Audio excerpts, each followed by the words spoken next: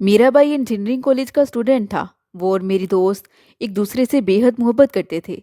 एक रोज़ अचानक दोनों घर से गायब हो गए। हम सारी रात उन्हें ढूंढते रहे। सुबह जब मैं और मेरी अम्मी घर से बाहर निकली तो हमारे गेट के सामने एक गठरी पड़ी थी। जब हमने वो गठरी खोली तो अंदर ये देखकर हमारे होश उड़ गए कि ये कहानी हकीकत पर मबनी है और जिन खातून की हकीकी ज़िंदगी से ताल्लुक़ रखती है मैं उन्हीं की ज़ुबानी बयान कर रही हूँ। कहानी में असली नामों की जगह फ़र्ज़ी नाम इस्तेमाल किए गए हैं। चलिए कहानी शुरू करते हैं। मैं एक डॉक्टर हूँ और सरकारी अस्पताल में मुलाजमत करती हूँ। उस रात जब मेरी ड्यूटी थी और मैं वार्ड का राउंड लेकर अपने ऑफिस में आ गई, अचानक मुझे नर्स बुलाने आई कि डॉक्टर साहिबा, एक पेशेंट की हालत ठीक नहीं है, आप जल्दी से आ जाएं। जब वार्ड में गई तो देखा एक मरीज़ा बेहोशी में बोल रही थी कि मेरा बेटा ऑफिसर बनेगा, मेरा बेटा पढ़ लिख कर ऑफिसर बनेगा। मरीज तो बहुत से देखे थे, मगर न जाने क्यों उस मरीज़ा की अजीब कैफियत से मेरा दिल पसेज गया। मैं कुछ वक्त उसके पास रुकी और उस मरीज़ा को अच्छे से देखा। जब वो कुछ खामोश हुई यानी कुछ बेहतर हुई तो मैं वापस आ गई। हमें ऐसे केसेस तो अक्सर ही देखने को मिलते हैं, मगर न जाने क्यों मुझे उस औरत के बारे में जानने का बहुत तजस्सुस हुआ। उस मरीज़ा का ज़हनी तवाज़ुन ठीक न रहा था। उस औरत के साथ एक लड़की भी थी। वो औरत रोज़ ही अपने बेटे को यूं ही पुकारती थी कि मेरा बेटा तो ऑफिसर बनेगा। अरे ज़ालिमों, छोड़ो मेरे बेटे को। एक रोज़ मैंने उस औरत के साथ मौजूद लड़की को अपने पास बुलाया और पूछा कि आप कौन हैं इनकी। उसने बताया कि मैं इनकी बेटी हूँ। मेरे पूछने पर उसने बताया कि वो मरीज़ा एक पढ़ी लिखी सरकारी मुलाजमा है, लेकिन वक्त और हालात ने ऐसी बेरहमी दिखाई कि बिस्तर की होकर रह गई हैं। उस नौजवान लड़की का नाम मायरा था। मैंने मायरा से उस औरत के बारे में बताने को कहा तो यूं उसने मुझे अपनी दास्तान सुनाई, जिसे सुनकर मेरे होश उड़ गए। मैं उसकी ये दास्तान उसी की ज़ुबानी रकम कर रही हूँ। हमारा घर पुराना और एक ऐसे मोहल्ले में था जहाँ ज़्यादातर घराने खुशहाल थे। हमारा घराना भी दादा के ज़माने में काफ़ी खुशहाल था, मगर बाद में हमारे हालात वैसे ना रहे। दादा ने बहुत चाहा कि उनको दोनों बेटे पढ़ लिख कर कुछ बन जाएं, मगर उनका ये ख्वाब अधूरा रह गया। चचा ने मुश्किल एफएससी की और आगे पढ़ने की बजाय अपनी वालिदा के मशवरे से एक टेक्निकल अदारे में दाखिला ले लिया, जहाँ से डिप्लोमा लेकर वो दुबई चले गए और घर वालों को कम ही पैसे भेजते। जब घर का बोझ अब्बू पर आया तो उन्होंने कॉलेज जाने की बजाय मुलाजमत की तलाश शुरू कर दी। यूँ एक पोस्टमैन की असामी पर उन्हें रख लिया गया।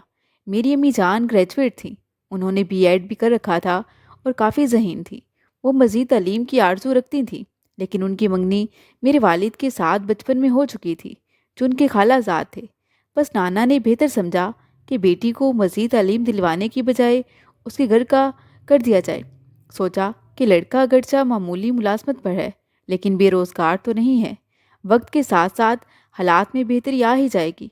वक्त गुजरता रहा और हम तीन बहनें और हमारा एक भाई हो गया, और मेरे वालिदैन का घर बच्चों की चहकारों से गूंजने लगा। लेकिन साथ ही मसाइल भी बढ़ने लगे। चार बच्चों का खर्चा पूरा करना मुश्किल हुआ तो नाना जान और मामू ने भाग दौड़ करके मेरी माँ की मुलाजमत बतौर टीचर सरकारी स्कूल में करवा दी। तब हालात में कुछ बेहतरी आ गई। शुरू में चचा जान का कुंबा और हम एक घर में रिहाइश रखते थे। जब उनके हालात अच्छे हो गए तो उन्होंने अलहदा घर ले लिया। अलबत्ता ज़रूरत के वक्त चचा हमारी कुछ न कुछ मदद करते रहते थे।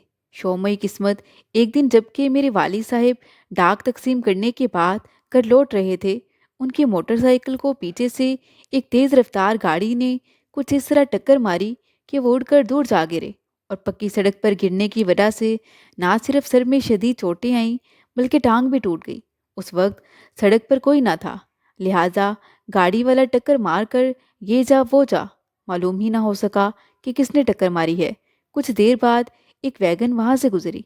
उसके ड्राइवर ने वाली साहब को अपनी वैगन में डाला और अस्पताल ले आया। मेरी अब्बू की जान तो बच गई, लेकिन वो काफ़ी अरसा अस्पताल में पड़े रहे। सर की चोट के बायस अब वो अपने फ़राइज़ सही तौर पर अंजाम न दे सकते थे और मोटरसाइकिल चलाने के भी काबिल नहीं रहे थे। जबकि घर घर डाक की तकसीम के लिए उन्हें मोटरसाइकिल की चलाने की ज़रूरत पड़ती थी।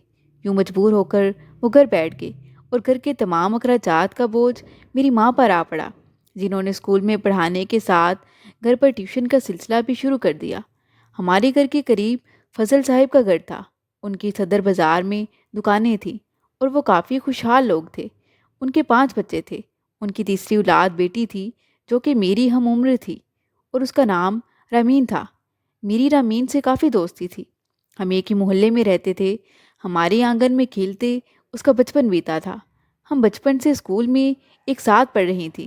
میٹرک کے امتحان ہوئے تو میں اچھے نمبروں سے پاس ہوگی جبکہ رامین فیل ہوتے ہوتے بچی۔ ایک روز جب ہم اسکول سے رزلٹ لے کر اکٹھی گھر واپس آ رہی تھیں تو اس نے مجھے بتایا کہ اب میں آگے نہیں پڑھوں گی۔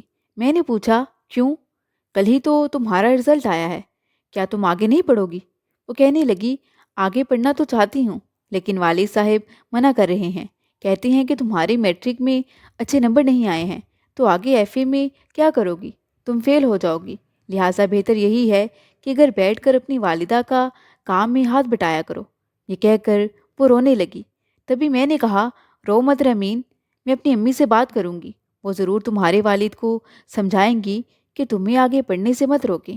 بتاتی چلوں کہ ہم لوگ اسی اسکول میں پڑھتے تھے جہاں میری والدہ پڑھاتی تھیں۔ ہمارے اسکول میں 2 سال پہلے ہی ایف اے کی کلاسز بھی شروع ہوئی تھیں اور اب ہمارے گاؤں اور ارد گرد کے گاؤں کی لڑکیاں شہر کے کالج جانے کے بجائے اسی اسکول میں پڑھنے آتی تھیں اور میری والدہ کا بھی یہی ارادہ تھا کہ میں وہیں سے ایف اے کروں، کیونکہ گاؤں سے روز شہر کے کالج جانا لڑکیوں کے لیے تھوڑا مشکل تھا۔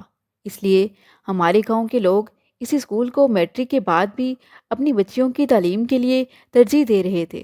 اسکول سے جب ہماری چھٹی ہوتی میں اور امین اکٹھی گھر روانہ ہو جاتی تھیں، جبکہ میری والدہ چھٹی کے بعد کچھ دیر میڈم کے ساتھ ان کے آفس میں رکی رہتیں اور کچھ دفتری امور نپٹانے کے بعد گھر آتی تھیں۔ اس روز جب والدہ گھر آئیں تو میں نے ان کو بتایا کہ رمین اب نہیں پڑھے گی۔ امی پوچھنے لگی کیوں؟ میں نے بتایا کہ اس نے یہی سبب بتایا ہے کہ اس کے نمبر کم ہیں، اس لیے گھر والے نہیں مان رہے۔ امی شام کو ان کے گھر گئیں اور اس کے والد سے بات کی، کہا کہ اسے اچھے نمبروں سے پاس کروانے کی میں گارنٹی لیتی ہوں، آپ بیٹی کو آگے پڑھنے سے مت روکیے، بلکہ ایسا کریں روز شام کو اسے میرے پاس ٹیوشن کے لیے بھجوا دیا کریں، میری بیٹی کے ساتھ یہ بھی پڑھ لیا کرے گی، دیکھیے گا چند دنوں میں ہی یہ پڑھائی میں اچھی ہو جائے گی۔ والدہ کی بات چچا فضل نے مان لی اور ہم نے ایف اے میں داخلہ لے لیا۔ اب رمین روز شام کو ہمارے گھر ٹیوشن پڑھنے آنے لگی۔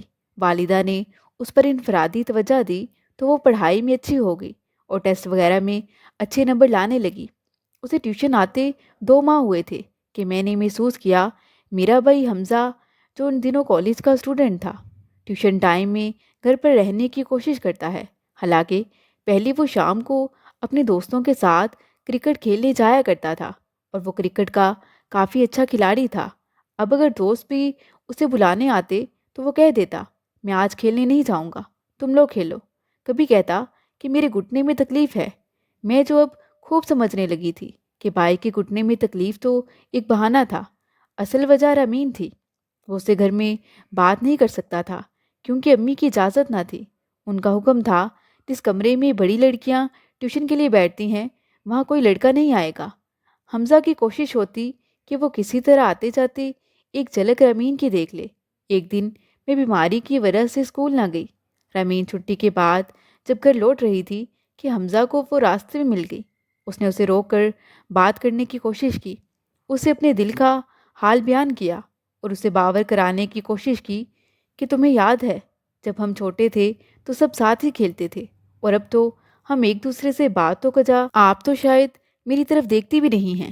میں آپ سے بہت محبت کرتا ہوں لیکن شاید آپ کو میں پسند نہیں۔ وہ بھی تو حمزہ کو چاہنے لگی تھی، لہٰذا کہنے لگی ایسی کوئی بات نہیں، میں بس آپ کی امی سے ڈرتی ہوں، وہ ہماری ٹیچر ہیں، اگر انہوں نے مجھے آپ سے بات کرتے دیکھ لیا تو مجھے ٹیوشن پڑھانا بند کر دیں گی، اس طرح میرا بہت نقصان ہو جائے گا۔ حمزہ آگے سے کہنے لگا لیکن آپ گھر سے باہر تو مجھ سے بات کر سکتی ہیں نا؟ رامین نے اس بات کا کوئی جواب نہ دیا اور سر جھکا کر چلی گئی۔ ان کا گھر ہمارے گھر سے زیادہ دور نہ تھا اور امین کا ایک بھائی میرے بھائی حمزہ کا بھی دوست تھا۔ ایک یہ بھی وجہ تھی کہ وہ بھائی سے راستے میں ٹھہر کر بات کرنے سے کتراتی تھی۔ ڈر تھا کہ اس کے بھائیوں یا والد نے دیکھ لیا تو خیر نہ ہوگی۔ انہی دنوں امی جان کو ٹریننگ کی خاطر اسکول کی طرف سے چند ہفتوں کے لیے لاہور بھیج دیا گیا، اور ان کی جگہ میری بڑی بہن سائرہ باجی بچیوں کو ٹیوشن پڑھانے لگی۔ اب رامین بھی ان سے پڑھنے لگی۔ باجی سے میرے بھائی کو اتنا ڈر نہیں لگتا تھا، لہٰذا موقع نکال کر وہ گھر پر رامین سے کسی نہ کسی بہانے بات کر لیا کرتا تھا۔ باجی اس کو منع کرتی، مگر زیادہ سختی سے نہیں کر سکتی تھی کہ شور شرابے سے دوسرے بچوں کے ذریعے محلے والوں یا پھر والد صاحب کو سنگن ہو جاتی تو پھر گھر میں پریشانی کھڑی ہو جاتی۔ باجی نے سوچا چند دنوں بعد امی آ جائیں گی تو ماحول از خود پہلے جیسا ہو جائے گا۔ رمین جو پہلے سنجیدہ اور باوقار سی لڑکی تھی، اب ہر وقت ہنستی رہتی تھی۔ دراصل یہ دونوں نادان چپکے چپکے اپنی معصوم محبت کو پروان چڑھا رہے تھے، اور پھر رفتہ رفتہ یہ ہونے لگا کہ وہ گھر سے باہر بھی جب موقع ملتا تو میرے بھائی سے مل آتی تھی۔ ایسا وہ اس وقت کرتی جب اس کی ماں دوپہر کو سو جاتی، والد اور بڑے بھائی گھر پر موجود نہ ہوتے۔ اس نے اپنی چھوٹی بہن کو اپنا رازدہ بنا لیا تھا، جو اس بات کا دھیان رکھتی تھی کہ گھر میں والد یا بھائی آ جائیں تو وہ دوڑ کر امین کو باخبر کر دے۔ ہمارے گھر کے قریب ایک آموں کا باغ تھا۔ اکثر لڑکیاں کیریاں چننے باغ میں چلی جاتی تھیں۔ گاؤں کا ماحول اور طرح کا ہوتا ہے۔ ہم جب کہ اب بڑی بھی ہو چکی تھیں مگر پھر بھی باغ میں کبھی کبھار چلی جاتی تھیں۔ رامین بھی سوچتی اگر اس کی ماں کو علم بھی ہو گیا تو کہہ دے گی کہ میرے ساتھ باغ میں گئی تھی، لیکن ایسی نوبت ہی نہ آئی۔ کافی دنوں تک کسی کو علم نہ ہو سکا کہ یہ دونوں باغ میں ملتے ہیں۔ اب رامین پڑھائی میں اتنی اچھی ہو گئی کہ پوزیشن لینے لگی۔ وہ پوری توجہ سے پڑھنے لگی تھی تاکہ والدین اسے ہمارے گھر ٹیوشن کے لیے بھیجتے رہیں۔ اس کے لیے یہ ٹیوشن نیک فال ثابت ہو گیا تھا، لیکن حمزہ کا دھیان پڑھائی سے ہٹ گیا۔ وہ سارا وقت رامین کے خیالوں میں کھویا رہنے لگا، گھر سے بھی باہر گلی میں پھرنے لگا کہ کب رامین کو موقع ملے اور وہ آموں کے باغ میں آئے۔ ان دنوں ہمارے شہر میں فون کی سہولت تو تھی نہیں، بس لڑکے اور لڑکیاں موقع کے انتظار میں وقت کو برباد کیا کرتے تھے۔ چھٹی کے وقت جب ہم دونوں اسکول سے اکیلی نکلتی تب حمزہ ہمارے راستے میں نظر نہ آتا، کیونکہ اسے خوف تھا اگر میں نے اسے رامین کی طرف متوجہ دیکھ لیا تو کہیں کسی سے شکایت نہ کر دوں۔ بے شک ان دونوں نے اپنی محبت کا راز مجھ پر کھلنے نہیں دیا تھا، شاید کہ حمزہ بائی نے ہی اسے منع کر رکھا تھا، مگر میں سمجھ سکتی تھی کہ ان کے دلوں میں ایک دوسرے کے لیے کیسے جذبات ہیں۔ رامین میری سہیلی تھی، میں اس کا برا نہیں چاہتی تھی اور نہ ہی اپنے اکلوتے اور لاڈلے بھائی کا برا چاہتی تھی، جبکہ حالات بھی میرے منتظر تھے۔ حمزہ کی منگنی اسی چچا کی بیٹی سے ہو چکی تھی جو دبئی میں رہتے تھے اور وقتاً فوقتاً ہماری مالی مدد کرتے رہتے تھے۔ اس منگنی کا ٹوٹنا ہمارے گھر میں پہنچا لا سکتا تھا۔ یوں مجھے برے برے خیالات آتے تھے، کیونکہ رامین کے بھائی بھی کچھ کم خونخوار نہیں تھے۔ انہیں اگر ذرا سا بھی شبہ ہو جاتا کہ ان کی بہن حمزہ کے ساتھ رابطہ رکھے ہوئے ہے، وہ رامین کا گلا گھونٹ دیتے۔ میرا بھائی بھی بری زماں نہیں ٹھہرتا، وہ اسے بھی نشانے پر لے لیتے۔ غرض ایسی سوچیں تھیں جس کی وجہ سے میں اپنے بھائی اور اس نادان لڑکی کو آنے والے برے حالات کی سنگینی سے بچانا چاہتی تھی۔ کئی بار اشارتاً اپنی دوست سے اس کے دل کی بات پوچھنا چاہی، لیکن وہ ہوشیاری کے ساتھ ٹال جاتی تھی۔ حمزہ اور امین اس معاملے میں مجھ پر اعتماد کرنے پر تیار نہ تھے۔ ایک دن باجی رامین کو پڑھا رہی تھیں کہ رجسٹر پر کام چیک کرتے ہوئے ایک تحریر ان کے ہاتھ لگ گئی۔ یہ خط تھا جو کسی نے رامین کو لکھا تھا۔ باجی نے پڑھا تو پوچھا کہ سچ بتاؤ رامین، یہ کیا معاملہ ہے؟ وہ آگے سے صاف مکر گئی، بولی مجھے معلوم نہیں یہ کہاں سے آیا ہے اور کس نے لکھا ہے۔ میں اپنی کتابیں یہاں رکھ کر واش روم میں گئی تھی اور پھر اسے کھولا بھی نہیں ہے۔ شاید میری غیر موجودگی میں کسی نے یہ خط میرے رجسٹر میں رکھا ہوگا۔ باجی نے کہا کیا تم اس تحریر کو پہچانتی ہو؟ وہ کہنے لگی نہیں۔ باجی کہنے لگی لیکن میں پہچانتی ہوں۔ خیر اس بار تو اسے پھاڑ کر پھینک رہی ہوں، لیکن آئندہ احتیاط رکھنا کہ تمہارے ساتھ کچھ بھی ہو سکتا ہے۔ باجی نے حمزہ کی بھی سرزنش کی، مگر وہ بھی صاف مکر گیا کہ وہ کمرے میں گیا ہی نہیں اور نہ کوئی خط لکھا ہے۔ باجی جانتی تھی کہ وہ جھوٹ بول رہا ہے، پھر بھی بہن کا دل رکھتی تھی۔ یہ گوارا نہ تھا کہ اکلوتے بھائی کو ابو سے مار پڑے۔ سمجھایا کہ آئندہ ایسا مت کرنا ورنہ بہت نقصان ہو جائے گا، رامین پر تعلیم کا در بند ہو جائے گا۔ دیکھو وہ کتنا اچھا پڑھنے لگی ہے، کیا تم چاہتے ہو کہ اتنی اچھی طالبہ کا راستہ تمہارے خطوط کی وجہ سے کھوٹا ہو جائے اور وہ آگے پڑھنے سے رہ جائے۔ نوعمری میں ایسی باتوں کا بچوں پر کوئی اثر نہیں ہوتا، وہ ایک کان سے سن کر دوسرے کان سے اڑا دیتے ہیں کہ بالکل صحیح بات ہے، کیونکہ اس عمر میں زیادہ تر بچے دور اندیش نہیں ہوتے، وہ عقل کی بجائے جس بات سے کام لیتے ہیں۔ ان دنوں رامین اور میرا بھائی دونوں ہی کم عمر تھے اور بے خوف و خطر ایسا قدم بھی اٹھا سکتے تھے جو انہیں رسوائی کی طرف لے جا سکتا تھا۔ باجی نے امی کو آگاہ نہ کیا، لیکن مجھ سے ضرور پوچھا، کیونکہ رامین اسکول سے میرے ساتھ واپس آتی تھی۔ میں نے صاف بتا دیا کہ مجھے شک تو ہے، لیکن میں نے دونوں کو کبھی راستے میں باتیں کرتے نہیں دیکھا ہے۔ اگلے روز جب اسکول میں نے قسم دے کر اس سے پوچھا تو اس نے مجھے بتا دیا کہ وہ حمزہ سے کبھی کبھی آموں کے باغ میں ملتی ہے، تب چھوٹی بہن ان کی پہرے داری کرتی ہے، اور حمزہ نے ہی مجھے یہ سب تم پر بھی راز ہی رکھنے کو کہا تھا۔ اس انکشاف پر میرے پیروں تلے سے زمین نکل گئی، کیونکہ یہ خطرے کی وہ گھنٹی تھی جو بہت دنوں سے میرے دل میں بج رہی تھی۔ اس واقعے کے بعد بھی وہ ہمارے گھر روز شام کو ٹیوشن پڑھنے آتی رہی، کیونکہ باجی نے اور نہ میں نے امی سے کوئی ایسی ویسی بات کہی تھی۔ تاہم ایک روز جب کہ میں نے کپڑے دھونے کے لیے حمزہ کا جوڑا کھونٹی سے اتارا، اس کی جیب سے ایک تصویر نیچے گر پڑی۔ یہ تصویر رامین اور حمزہ نے اکٹھے اتروائی تھی، اور تصویر میرے بھائی کے ایک دوست نے اتاری تھی۔ ان کی ایک ساتھ تصویر دیکھ کر میں دنگ رہ گئی۔ کیا میری بولی بالی بچپن کی دوست اتنی دیدہ دلیر ہو سکتی ہے کہ وہ حمزہ کے ساتھ اکٹھی تصویر بنوا لے؟ یا یہ خود حمزہ کی کوئی کارستانی ہے؟ تاہم اگر اس نے رامین کی تصویر کو تصویر کے ساتھ جوڑا بھی تو کیوں کر؟ یقیناً اس لڑکی نے اپنی کوئی فوٹو سے ضرور دی ہوگی۔ کئی سوالات میرے ذہن میں اٹھے۔ میں نے تصویر حمزہ کو دی اور نہ رامین کو، بلکہ چھپا لی، لیکن اب میں یہ معاملہ پوشیدہ نہیں رکھ سکتی تھی۔ امی جان کو بتا دیا کہ حمزہ اور رامین ایک دوسرے کو پسند کرنے لگے ہیں، موقع ملے تو باتیں بھی کرتے ہیں اور ایک دوسرے کو خط بھی لکھتے ہیں۔ آپ کو آگاہ کرنا ضروری تھا، اب جو آپ چاہیں کریں۔ امی سوچ میں پڑ گئی، تاہم کوئی فوری ایکشن لینے کی بجائے خاموشی اختیار کر لی۔ وہ پریشان ہو گئی تھیں، کیونکہ بھائی ان کا اکلوتا بیٹا تھا اور ان کا کل سرمایہ تھا، اور وہ اسے پڑھانا چاہتی تھیں۔ غالباً وہ مناسب موقع تلاش کر رہی تھیں۔ 2-4 دن ہی گزرے تھے کہ ابو نے حمزہ کو رامین کے ساتھ گلی میں باتیں کرتے دیکھ لیا۔ اس روز وہ ہمارے گھر سے ٹیوشن پڑھ کر نکلی تھی۔ وہ تو ابو کو دیکھ کر تیزی سے آگے چل دی اور حمزہ گھر کی طرف مڑ آیا۔ وہ سیدھا میرے کمرے میں آ گیا۔ اس کی پیشانی عرق آلود تھی اور رنگ اڑا ہوا تھا، جیسے اس کی کوئی چوری پکڑی گئی ہو۔ میں نے دیکھا وہ بہت خوف زدہ تھا۔ آتے ہی لحاف اپنے اوپر اوڑھ لیے۔ شام تک والد نے اس کا انتظار کیا کہ سامنے آئے تو اس کی خبر لیں، لیکن وہ نہ نکلا۔ بل آخر میں نے لحاف ہٹا کر کہا، حمزہ بھائی اب نکلیں بھی یہاں سے، کب تک ادھر چھپے رہو گے؟ جب اس کے ماتھے پر ہاتھ رکھا، اسے تیز بخار تھا۔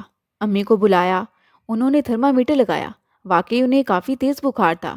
وہ ابو کے پاس گئیں اور بتایا کہ حمزہ بخار میں تپ رہا ہے، اسے ڈاکٹر کو دکھائیے یا دوا وغیرہ لا کر دیجیے۔ بخار کی وجہ سے ابو نے اسے کچھ نہ کہا اور دوا بھی لا کر دے دی۔ 2 دن بعد جب وہ ٹھیک ہو گیا اور بخار بھی اتر گیا تو والد صاحب نے اسے بلا کر کہا کہ میں اسی ماں تیری شادی ماہ نور سے کر رہا ہوں، تمہاری چچا کو خط لکھ دیا ہے، وہ جلدی پہنچ جائیں گے۔ امی نے سنا تو بولی، یہ کیا غضب کر رہے ہو، اسے پڑھائی تو مکمل کرنے دو، ابھی اس کی شادی کی عمر کہاں ہے۔ والد صاحب آگے سے کہنے لگے، تو پھر ایسے کرتوت چھوڑ دے جن کی وجہ سے ہمارا محلے میں رہنا دوبر ہو جائے۔ میرے پاس اب حل اس کی شادی ہی ہے۔ تم جانتی نہیں ہو کہ نالائق فضل کی لڑکی سے گلی میں باتیں کر رہا تھا، میں نے خود دیکھا ہے انہیں۔ اور تم بھی اب اس لڑکی کا گھر میں آنا جانا بند کر دو، ورنہ اس کے بھائی کسی دن ہم پر دعویٰ بول دیں گے۔ والد صاحب کا خوف بجا تھا۔ ایک تو وہ معذور تھے، اوپر سے ہم غربت میں جکڑے ہوئے تھے، جبکہ وہ خوشحال لوگ تھے۔ حمزہ ان کا اکلوتا بیٹا تھا اور ہمارا سب کچھ تھا۔ اگر اس کے بھائیوں نے اسے کوئی نقصان پہنچا دیا تو؟ ان کی طاقت اور اثر و رسوخ بھی ہم سے زیادہ تھا۔ جو باتیں بڑوں کے شعور میں ہوتی ہیں، نادان عمر کے بچے ان کو نہیں سمجھتے، سمجھ بھی لیں تو اہمیت نہیں دیتے۔ ان کے خواب ان کے لیے زیادہ اہم ہوتے ہیں۔ یوں بار بار تنبیہ کے باوجود ان دونوں نے ایک دوسرے کا ساتھ نہ چھوڑا۔ البتہ وہ قدرے محتاط اور ہوشیار ہو گئے۔ والد بھی خاموش ہو بیٹھے کہ بیٹے کو سوائے سمجھانے کے اور کیا کر سکتے تھے۔ آخر ایک روز کسی گھریلو بات پر رمین کی لڑائی اس کی چھوٹی بہن نمرا سے ہوگی۔ اس نے غصے میں اپنے بڑے بھائی کو بتا دیا کہ رمین حمزہ سے باتیں کرتی ہے۔ اس کے بھائی کو یقین نہیں آ رہا تھا کہ اس کا دوست اس کے ساتھ دھوکہ کر سکتا ہے۔ بہن جس کو وہ بے حد معصوم سمجھتا ہے کسی محلے کے لڑکے سے تعلق رکھتی ہے۔ اس نے نمرا سے کہا کہ یاد رکھ، اگر تو نے غصے میں بڑی بہن پر بہتان لگایا ہے تو میں تیرا خون پی جاؤں گا، اور اگر یہ بات سچ نکلی تو میں رمین کو جان سے مار دوں گا۔ بھائی کے تیور دیکھ کر وہ بچی ڈر گئی اور بولی، بھائی، باجی کی کتاب گلی میں گر گئی تھی۔ پیچھے سے حمزہ آ رہا تھا۔ اس نے آواز دے کر کہا تھا، رمین رکو، تمہاری کتاب گر گئی ہے، یہ لے لو۔ میں نے اپنے دروازے سے بس اتنا ہی دیکھا تھا۔ اس طرح نمرا نے بھائی کی ڈانٹ سہ لی، مگر جھوٹ بول کر ایک قیامت کو آنے سے روک دیا۔ جب گھر کا ماحول سخت ہو تو چھوٹے بچے بھی سیانے ہو جاتے ہیں۔ نمرا کو اندازہ ہو گیا کہ بہن کا راز کھولنا مہنگا پڑ جائے گا۔ اس کے بعد اس نے ایسی کوئی بات نہ کی، لیکن جب اللہ کو راز کھولنا ہو تو کوئی پردہ داری نہیں کر سکتا۔ ایف اے کے امتحان نزدیک تھے۔ اب رمین کا بھائی خود اس کو اسکول چھوڑنے اور لانے جاتا، اور ہمارے گھر بھی اس کا آنا جانا بند ہو چکا تھا۔ آخری پرچے کے فوراً بعد اس کی شادی کی تاریخ رکھ دی گئی۔ وہ بہت پریشان تھی، مگر اس کی کس نے سننی تھی؟ مقررہ تاریخ پر بارات آئی اور وہ بیاہ کر اپنے چچا کے گھر چلی گئی۔ اس کی شادی کے بعد حمزہ نیم مردہ سا ہو گیا۔ اس نے کھانا پینا چھوڑ دیا اور کمزور ہو کر چارپائی سے لگ گیا۔ ایک دن ایک دوست اس کی عیادت کو آیا۔ اسے اس حال میں دیکھا تو سٹپٹا گیا۔ حمزہ کا دوست حسن واقعی اس کے بارے میں پریشان تھا۔ وہ اسے اس حالت میں دیکھ کر بے حد رنجیدہ ہوا تھا۔ اس نے آگے اپنے ایک دوست عمر سے بھی جا کر کہا کہ حمزہ کی حالت تو مجھ سے دیکھی نہیں گئی۔ اس کا وہ دوست حمزہ کا بھی جاننے والا تھا۔ حسن کے دوست نے اسے مشورہ دیا کہ تم رامین کو کسی طریقے سے بلواؤ اور حمزہ کو بھی بلوا لینا، تو ہم دونوں کی ملاقات کرواتے ہیں، ہو سکتا ہے حمزہ کی حالت کچھ بہتر ہو جائے۔ اور اس نے اپنی طرف سے ایک خط لکھ کر، جس میں حمزہ کی حالت کا ذکر تھا، رامین کی چھوٹی بہن کو دے دیا کہ جب تمہاری باجی آئے اسے دے دینا۔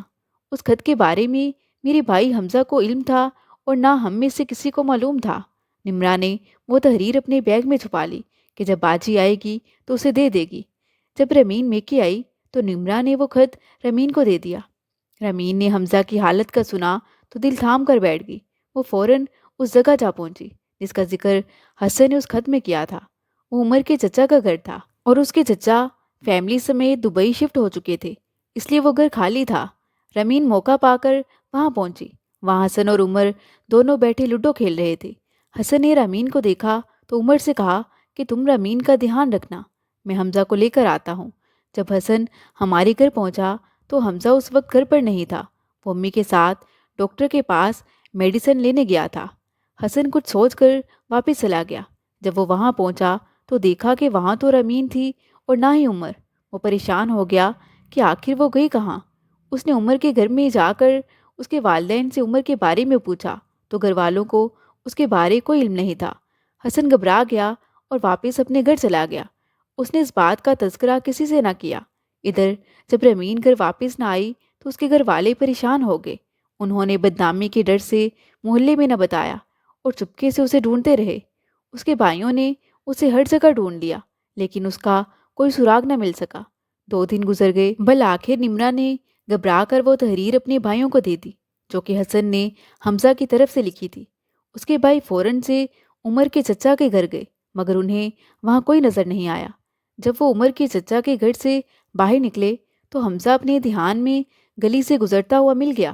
وہ اسے زبردستی اسی گھر میں لے گئے اور اس سے پوچھ گچھ کی، مگر اس نے لا علمی کا اظہار کیا۔